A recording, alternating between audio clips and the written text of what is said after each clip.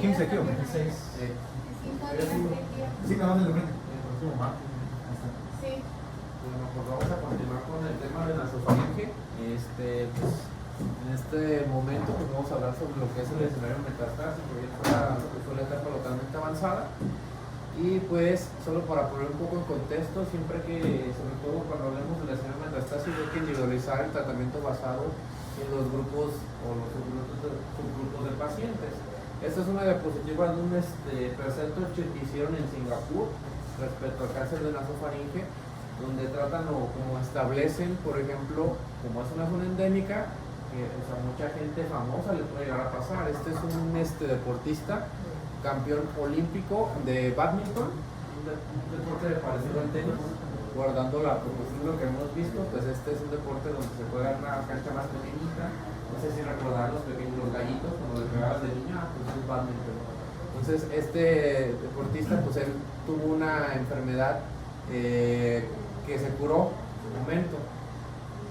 Después ponen un algoritmo donde hablan sobre las características de la enfermedad en general de cáncer de nasofaringe, lo que es bien siendo la enfermedad a distancia o la recurrencia, que normalmente en todos los pacientes este tipo de porcentaje de supervivencia es un 15 o 30%, aumentado en cuanto a porcentaje con el advenimiento de la radioterapia con intensidad modulada, de un 6 a un 18% aumento, y la media de vida en un paciente de que se diagnostica es de 1.1 años.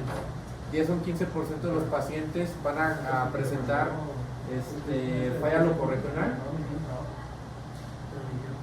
y normalmente el patrón de metástasis o de enfermedad metastásica que llegan a presentar estos pacientes es más común que haga metástasis a hueso, después a pulmón, y en ese orden seguiría hígado. Pueden llegar a presentarse enfermedad metastásica en un 16%, y normalmente van a estar confinadas a un solo órgano en un 36%. En cuanto a lo que es la enfermedad metastásica de nuevo, pues tenemos que se ha presentado más de 1000 casos en estas entidades endémicas, y representa o confiere un pobre pronóstico de supervivencia global en comparación, por ejemplo, con la enfermedad localmente avanzada o la enfermedad temprana. Y si hablamos de la enfermedad locorregional con recurrencia o enfermedad residual, la falla a 5 años en cuanto al rango va de un 9 a un 24%, y la supervivencia es un 14%, sobre todo para etapas 3, 4, y 21% para aquellos que tienen metástasis a distancia, y la media o el tiempo mediano en general es de 30 meses. Y esto es una gráfica para identificar cuáles son los patrones metastásicos más frecuentes, y lo observamos alrededor de un 60 o un 70% de supervivencia si solo es enfermedad oligometastásica, metástasis óseas, después le sigue pulmón y después hígado. El patrón, como les comento, puede ser de novo, puede ser una enfermedad metacrónica, puede ser sobre todo las consideran como pulmonares y extrapulmonares. Si es solo oligometastásicas, el hazard ratio es 0.37 de supervivencia, que normalmente cuando comentábamos era 30 meses. Otros factores que pudieran llegar a considerar son niveles basales de virus de Epstein-Barr o la submax en pacientes con enfermedad ganglionar cuando se le hace un PET, que son submax por arriba de 10 con pero pronóstico.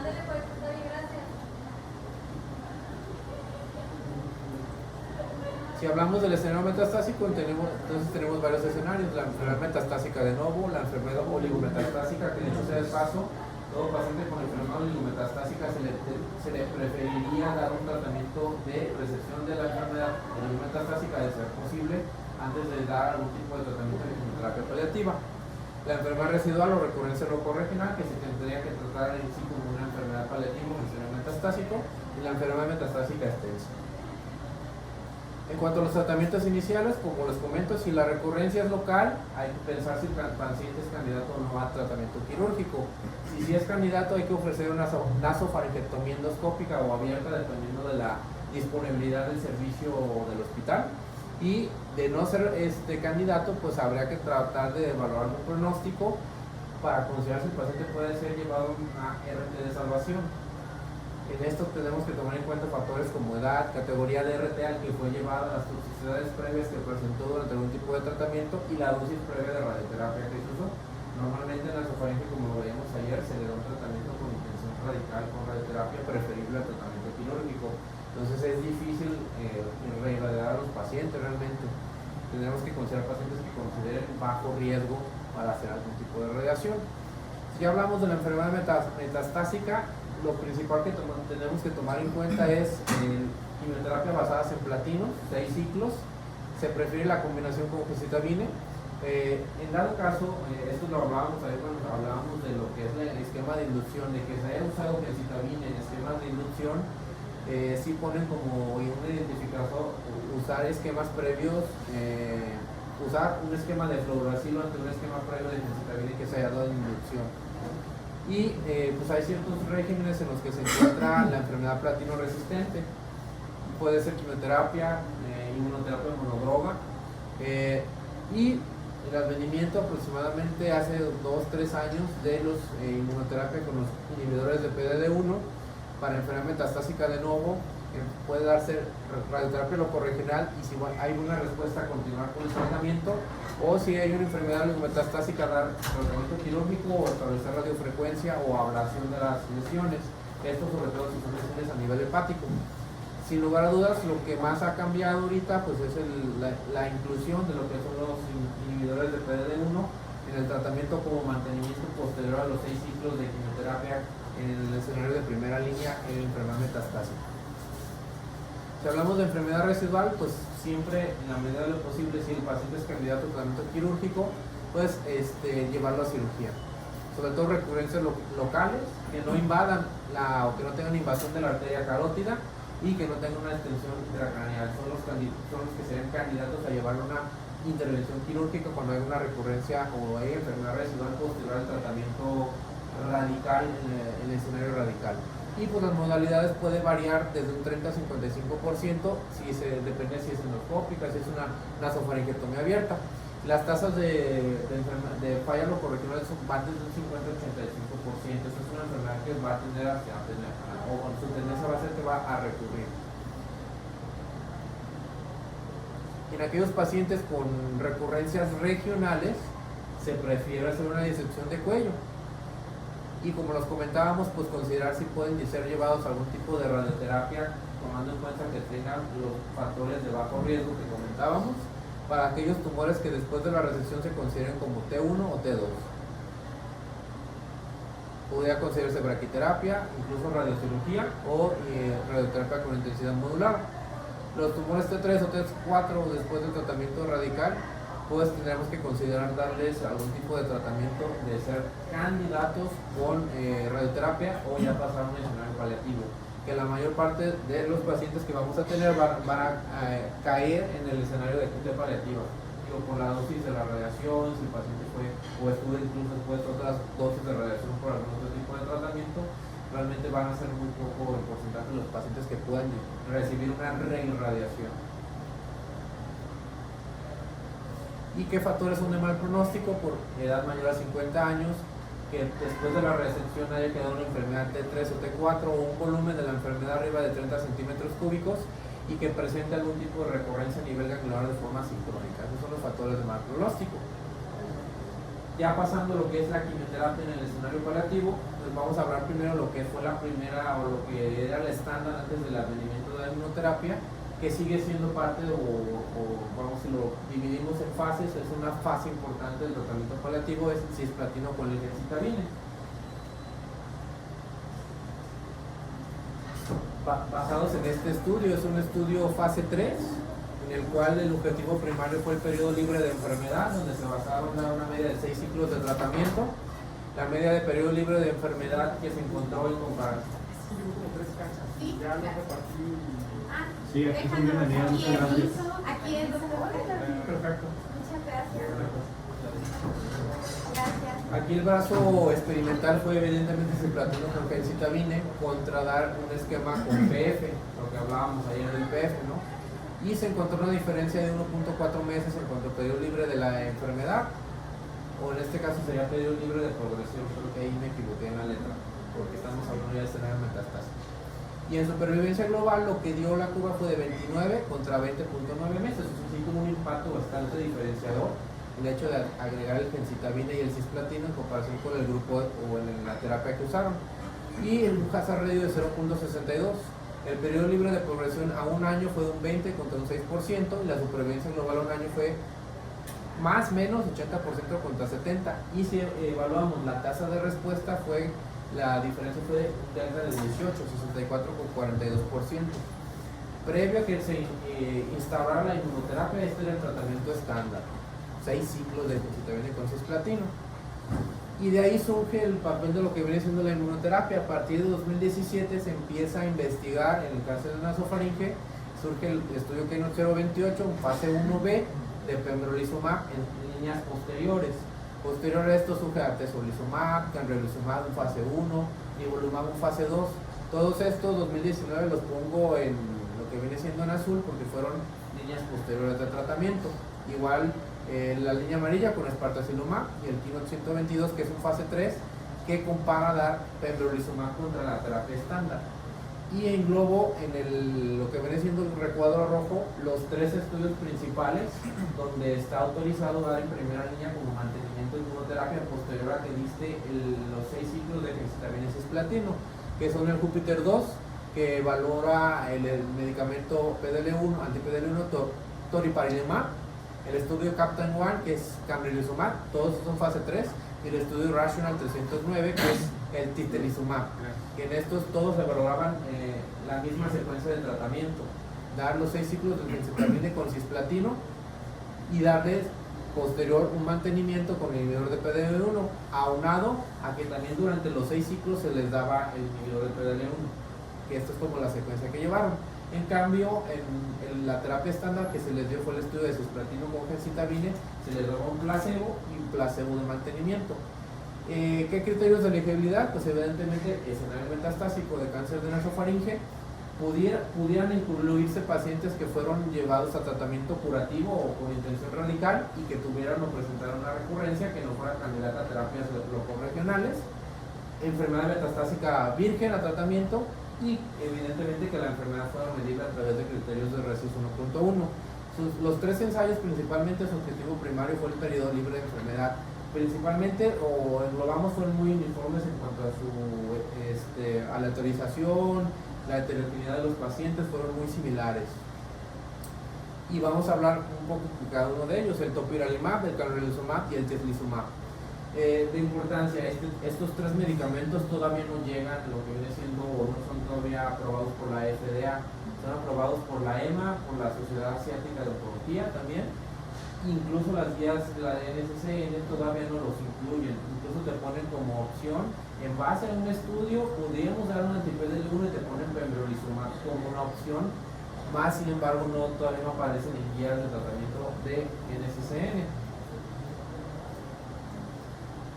Entonces, hablando del estudio Júpiter 2, aquí lo que trata de establecer la gráfica es que hay una separación en la curva de Kaplan y Meyer en comparación con el grupo de quimioterapia con placebo, y nos da una media de periodo libre de progresión de 11.7 contra 8 meses. Y si valoramos en cuanto a porcentaje al año de periodo libre de progresión, fue de un 49 contra un 27.9%, casi el doble en cuanto a periodo libre de progresión al año, con un hazard ratio de 0.52 y una P estadísticamente significativa. Y si nos vamos a lo que viene siendo la gráfica del forest plot, podemos establecer que todos los subgrupos dentro del estudio que establecieron se beneficiaron de un mantenimiento con el anti-PDL1. PD1. Y algo de lo que tomó en cuenta, por ejemplo, este estudio fue la carga de virus de Epstein-Barr, donde se vio que se beneficiaron tanto a los que tenían menos de 2000 y más de 2000 en cuanto a lo que viene siendo carga viral. Y si hablamos de lo que es como un biomarcador, el PD1, pues no hubo un impacto entre si fuera negativo mayor a 1 o si fuera menor a 1. Entonces todos los pacientes pueden ser llevados a este tipo de tratamiento sin la necesidad de biomarcarlo.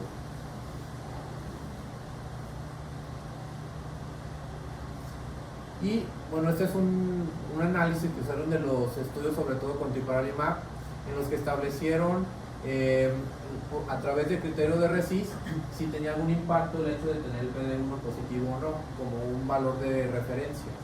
Y realmente los que presentaron nada más el grupo verde y el grupo azul son los que se les dio la inmunoterapia. Si se fijan, no hubo un impacto en sí, ¿no? El biomarcaje estaba mayor a 1 o inferior a 1, como es ese caso, y podemos observar que las curvas se separan en aquellos que se les dio solo placebo, lo cual le da impacto de que sí tuvo impacto en cuanto a lo que viene con la periodo libre de progresión, en este caso de progresión, este tratamiento. Si hablamos del estudio Captain One, este fue con camrelizumab y encontraron también una media de 9.7 contra 6.9 en comparación con el grupo placebo. Fue exactamente la misma aleatorización, fue 1 a 1 y fue la misma manejo o secuencia de tratamiento, darlo junto con la quimio y posteriormente dar el tratamiento de mantenimiento. Y este es el forest plot del estudio, donde también se establece que favoreció el dar el mantenimiento o dar la inmunoterapia en comparación con solo dar quimioterapia. Y se obtuvo una buena tasa de respuesta de 87% contra 80%. Control de la enfermedad fue muy similar. Respuestas completas prácticamente pues, inferior al 5%, no nos va a ser una respuesta completa, pero no era el objetivo del estudio. Y este es el estudio más reciente dentro de esto, que fue el Rational 309, que valoró o estableció, se presentó en el ASCO de 2022 como un subanálisis para valorar periodo libre de progresión, periodo libre de progresión 2 y curva de supervivencia global. Este fue un ensayo doble ciego de tislelizumab contra placebo plus quimioterapia como primera línea en enfermedad recurrente. De este se encontré un poquito más de información en cuanto a cómo se hizo el estudio. Prácticamente lo mismo, podían ser pacientes de 18 hasta 75 años. Aquí sí consideraron mucho el estado funcional en hora 1, LECOG. El brazo A fue tislelizumab, se les daba 200 miligramos IV día 1, trisemanal, más la dosis de gencitabina día 1 y 8 y cisplatino día 1 de 4 a 6 ciclos.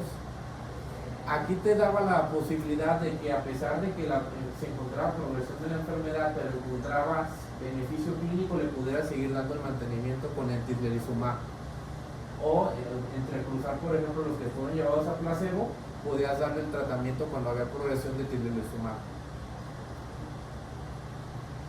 Y lo que se encontró fue muy similar a los otros dos estudios. La media de periodo libre de 9.2 contra 7.4 en el grupo de control. Y en cuanto a lo que viene siendo el seguimiento a 15 meses, se mantuvo 9.6 contra 7.4. Incluso mejoró un poquito la supervivencia libre de progresión cuando se hizo el follow a 15.5 meses. Y en cuanto a lo que viene siendo la curva de supervivencia global a los 15 meses, todavía no está o no ha sido alcanzada, pero se vio que sí hubo una ligera diferencia a favor de lo que viene siendo, por ejemplo, la quimio, que fueron 23 meses. Y en cuanto a periodo libre a la progresión número 2, que esto basa lo que tarda en progresar cuando le das una segunda línea posterior a las líneas previas, también hubo que una separación, los pacientes vivieron más cuando progresó que cuando no se le daba el tratamiento. Y esto es como un resumen que establece, si bien no es bueno comparar estudios porque no siempre son iguales, la forma en la que se crean los criterios en los que se incluyen los pacientes, podemos encontrar que los 3 estudios fueron positivos para periodo libre de enfermedad. Aquí está el último update, 11.7 contra 8 en Júpiter, 9.7 contra 6.9 en Captain, 9.6 contra 7.4 en el Rational. Tasas de respuesta fueron muy similares, si bien observamos los números o la N de los pacientes fue muy similar, rondó entre los 263, que fueron los mismos en el Captain como en el Rational, y Júpiter 2 sí metió un poquito más de pacientes, 289. Parte de las críticas que podremos tomar es los lugares en los que se realizó, solamente en zonas endémicas. China, Singapur, Taiwán fue Júpiter 2, sobre todo en China Captain 1, Taiwán, Tailandia y China fue Rational, ¿no? Evidentemente eso es un problema porque son las zonas más endémicas de la enfermedad, no se realizó en algunos otros estudios, no fue un estudio que podamos comparar a lo mejor otro tipo de raza.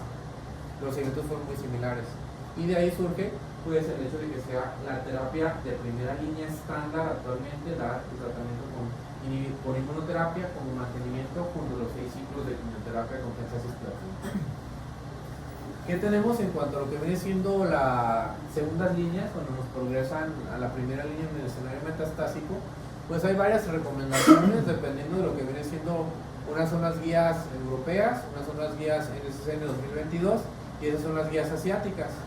Por ejemplo, lo que comentamos, ESMO te daba nada más el doblete con platino, pero esto fue hasta 2021. Ya salieron las nuevas guías en 2023 de ESMO, donde ya incluyen el hecho de agregar la terapia de mantenimiento con el PDL1, ya están en guías. Lo que te recomienda, por ejemplo, en SCN, en la versión 2 del 2022, es dar el PDL1, pero te lo maneja intercambiable, pembrolizumab con nivolumab, o dar un doblete con PF, en dado caso de que no sea candidato a tratamiento con gemcitabine. Y en líneas subsecuentes, como lo comentábamos en la línea de tiempo, te pone varios estudios fase 2 que valoraron en líneas posteriores. Entonces, si tu primera línea de tratamiento solo incluyó quimioterapia por X, Y, Z razón, le podrías ofrecer un tratamiento si es virgen a inmunoterapia como monodroga con nivo, con pembro o con camrelizumab. Y en aquellos que ya fueron llevados a un tratamiento de inmunoterapia en la primera línea, se puede manejar un tipo de quimioterapia en monodroga. Hay ciertos fármacos que se utilizan, sobre todo taxanos, capecitabina, irinotecan, irinotecan y fosfamida. No hay ninguno que le gane realmente. Yo me decantaría más por el estado del paciente, la toxicidad, si el paciente puede venir al hospital, si no, pues le puedes iniciar una capecitabina para que sea más cómodo. Te da, así es. En aquellos pacientes que fueron o que sean, por ejemplo, si nos vamos a NSCN, esto es lo que recomienda ESMO.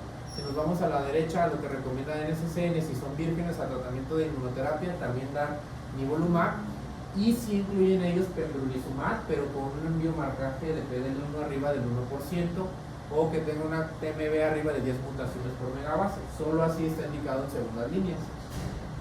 Y en aquellos que ya fueron llevados a tratamiento con inmunoterapia, maneja muy similar a lo que maneja ESMO, dar monoterapia con quimioterapia, con CAPE, con un taxano, gemcitabine, si no fue utilizada en la línea anterior, o aquí sí agregan ellos metrotexato.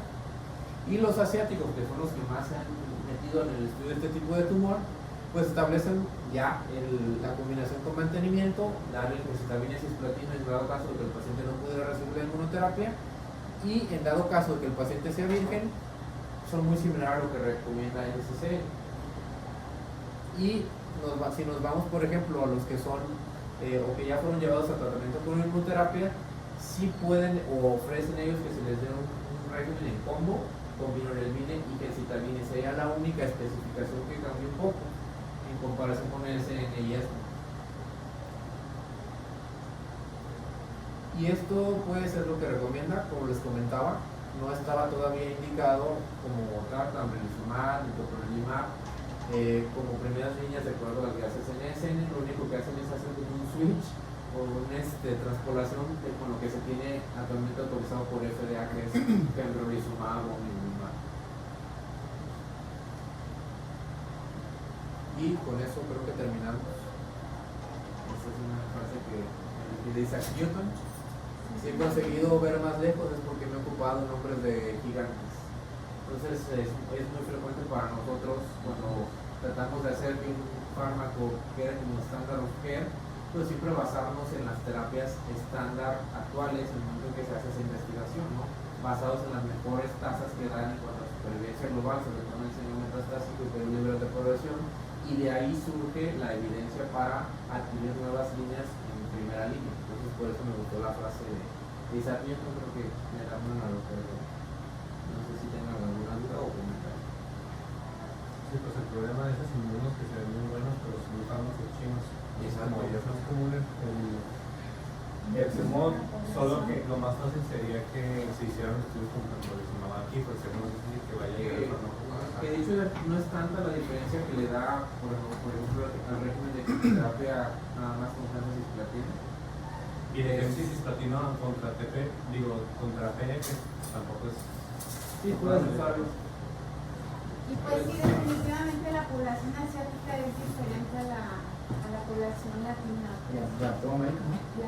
Y de todos. Entonces, incluso las tasas, puede ser un foco muy grande, la población, Así que es. que se usó incluso Y no le estudiaron Epstein-Barr, ¿verdad? No, ahí no le dieron este embargo. En el escenario metastásico no está tan bien establecido como por ejemplo lo que habíamos ayer de la carga con tratamiento en la enfermedad. ¿Puedes explicarme su nombre acá? No, para lo de la diferencia de las clases. Y lo que les comentaba ahorita que salió dos clases que, por ejemplo, Usted ya ha estado. ¿Este es suyo? No. surge esa, cuando das una inducción con gesitamine, los estudios dicen que ya cuando le des en el escenario metastásico busques otra línea porque ya le diste gesitamine en la inducción.